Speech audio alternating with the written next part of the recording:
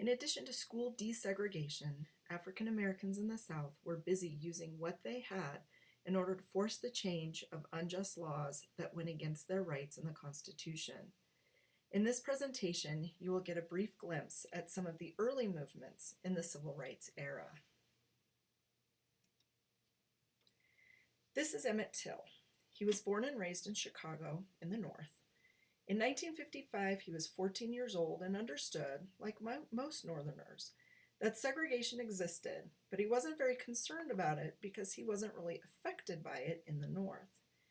His understanding of segregation would change the lives of many when he decided to take a trip to visit some relatives in Mississippi.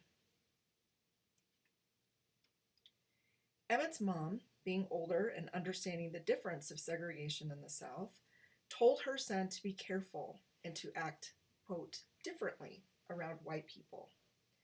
Emmett, having grown up in Chicago, was comfortable with white people, and he didn't take his mother's advice seriously, like most teens.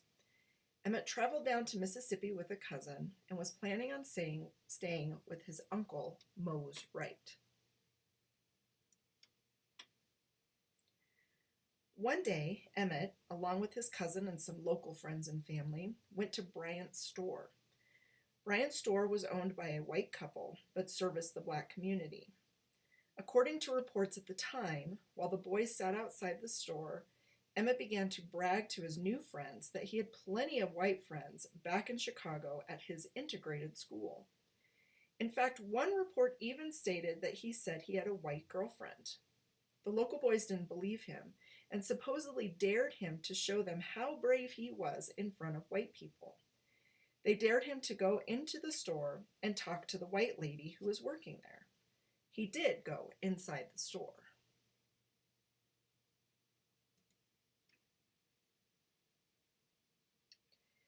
Emmett went into the store to buy some candy or bubble gum or something like that.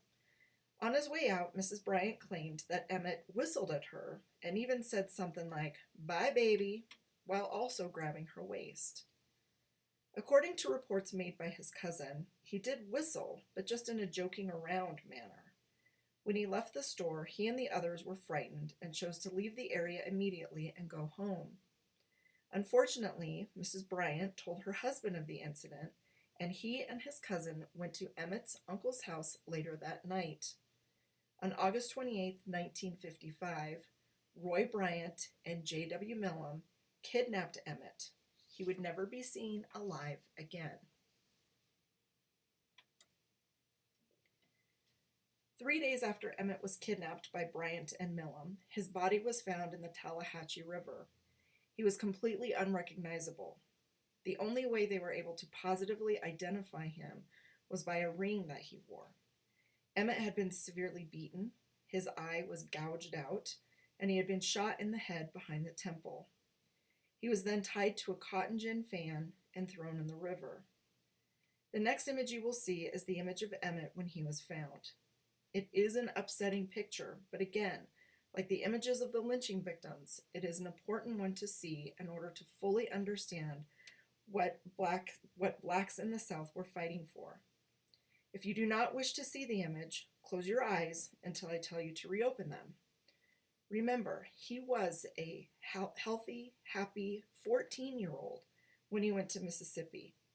When they found him, he looked like this, eyes closed.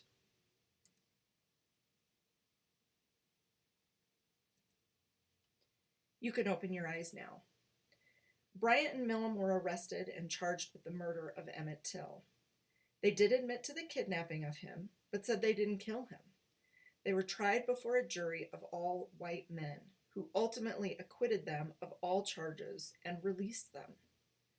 Following their release, understanding the idea of no double jeopardy in the U.S., in other words, you can never be tried for the same offense twice, the two sold their story to a magazine and fully admitted to the killing of Emmett Till. In 2008, Mrs. Bryant, who was at the center of this tragedy, also recounted her statement, saying Emmett never touched her. Emmett's badly damaged body was returned to Chicago for a funeral. His mother insisted he have an open casket so that Northerners could see and understand what was going on in the South. Hundreds came to pay their respects to Emmett. His mother demanded justice for this heinous crime, and thus grew the civil rights movement. Following Emmett's death, organizers across the South began to do what they could to fight for their rights. Across the South, public buses were segregated. This issue will take center stage in Montgomery, Alabama. At the time, in 1955, 75% of all bus riders were black. On every bus, there would be a small sign stating that the first 4 rows were reserved for whites only. All black people were required to sit behind this sign. If the white section was full and another white person boarded the bus driver would move the sign back a row. If there were black people already in those seats, they were required to stand up and move further back for the new white customers. On December 1st, 1955, Rosa Parks boarded a public bus after work. While she was riding, more white customers got on the bus, so the bus driver moved the sign back 2 rows. The other 3 black individuals who had been occupying those seats got up and moved. Rosa Parks refused. She stated later that she was, quote, tired of giving in. Rosa Parks was arrested and her case went to trial. She was ultimately tried on charges of disorderly conduct and violating a local ordinance or law. She was fined $10 plus $4 in court costs and released. On December 4th, 1955, 3 days after her incident, plans were made within the black community to start a boycott of public buses. The boycott was planned to continue until African American riders were treated with courtesy, there were more black drivers hired, and seating was determined on a first-come, first-served basis. While there was local leadership heading up this boycott, they got a boost when Martin Luther King Jr. decided to join the protest. Martin Luther King Jr. was a minister in Montgomery, Alabama. He believed in using nonviolent resistance and civil disobedience in order to achieve the goals of the civil rights movement. In other words, the act of civil disobedience relates to the idea of breaking an unjust or unconstitutional law. King would go on to lead many protests, and he will be arrested multiple times because of his civil disobedience. It is after this boycott that King will become the leader of the entire movement. The boycott officially started on December 5th, 1955. It was a miserable, rainy day, and many were afraid that people wouldn't go through with it because of the weather, but they did. Black communities created carpools with those that had cars. Black taxi drivers only charged individuals bus fare. Many rode on horse and buggy, or even mules, and many walked, some up to 20 miles, just to prove a point. Unfortunately, the boycott had many consequences as well. City officials and whites in the area did what they could to try and stop the boycott. Those taking part in the boycott were often harassed as they walked by, some even beaten. Homes and churches were firebombed, including King's. Black taxi drivers were fined for not charging the correct rate. Those who used their personal vehicles for carpools often lost their car insurance. Many were arrested, often for not doing anything. King was arrested and spent 2 weeks in jail.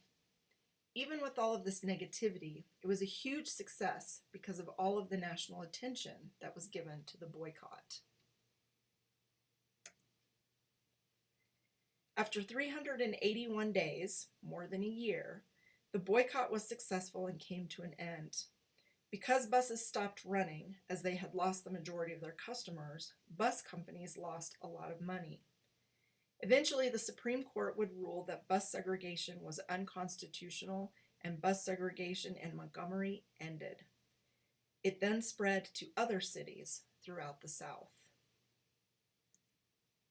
Any questions? Be sure to bring any questions you have with you to class. See you soon.